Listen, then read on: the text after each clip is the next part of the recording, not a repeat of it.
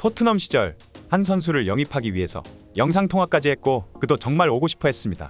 하지만 토트넘은 도와주지 않았고 그 형편없는 대우를 받았던 선수가 바로 지금 나폴리에서 활약하는 김민재입니다.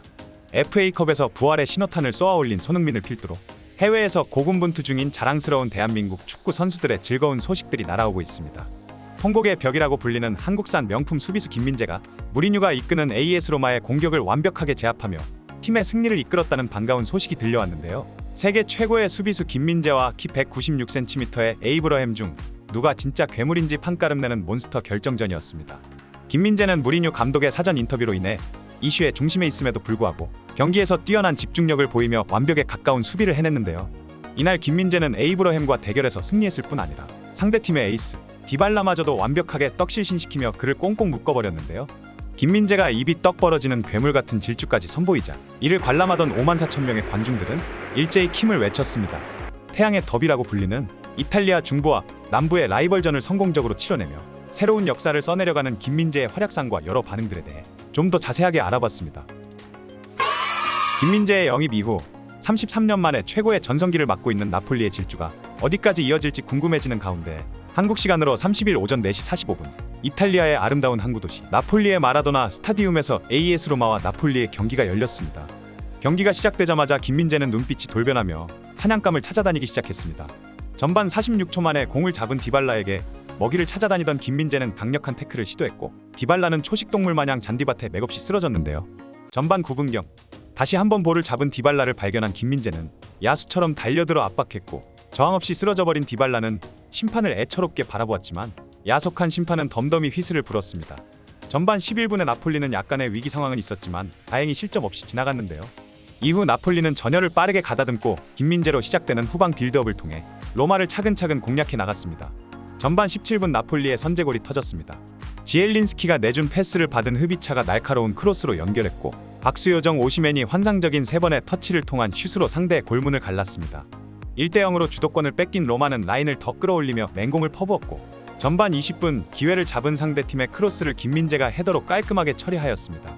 바로 이어진 23분 로마의 역습 상황에서도 김민재는 놀라운 스피드를 보여주며 공격수보다 한 발 빠르게 도착해서 공을 깔끔하게 걷어냈습니다. 김민재의 몸을 던진 수비를 막고 튕겨져 나온 공을 디발라가 잡았으나 눈에 초점을 잃은 듯한 디발라의 슈팅은 허무하게 공중으로 날아가 버렸습니다. 소위 멘탈이 나가 버린 것이었는데요. 이날 심판이 반칙을 좀처럼 불지 않는 것으로 유명했기에 김민재라는 호랑이의 날개를 달아준 격이 되었습니다.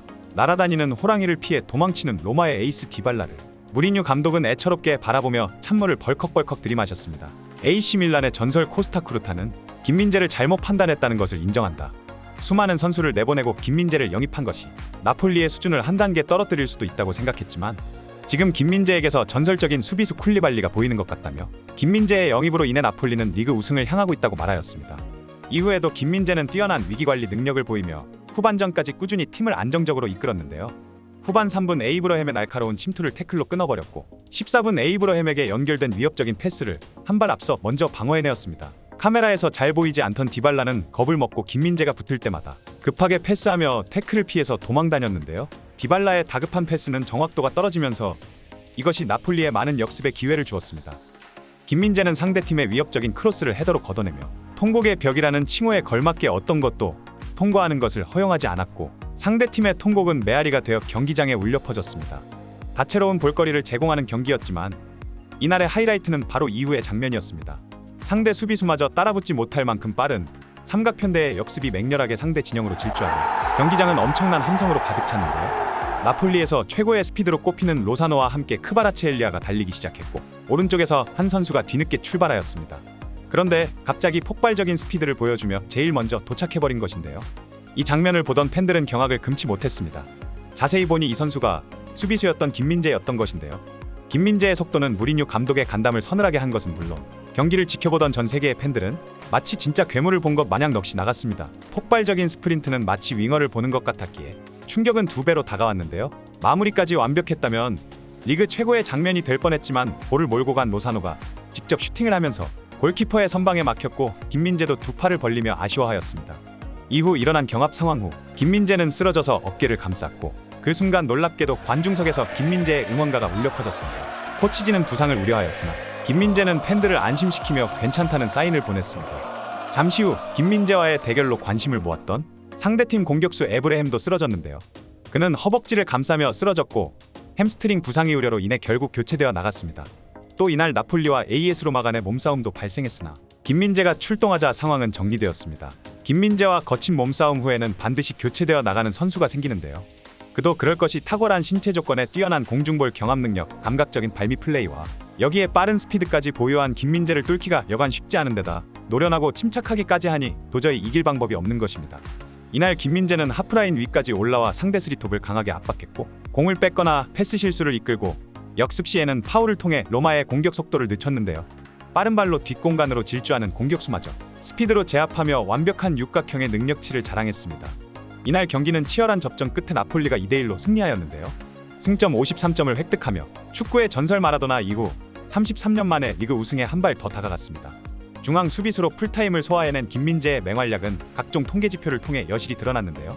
주목해야 할 점은 에이스 디발라뿐만 아니라 상대 공격수 3명이 모두 김민재에게 완벽하게 제압된 나머지 유효 슈팅을 하나도 기록하지 못했다는 점인데요.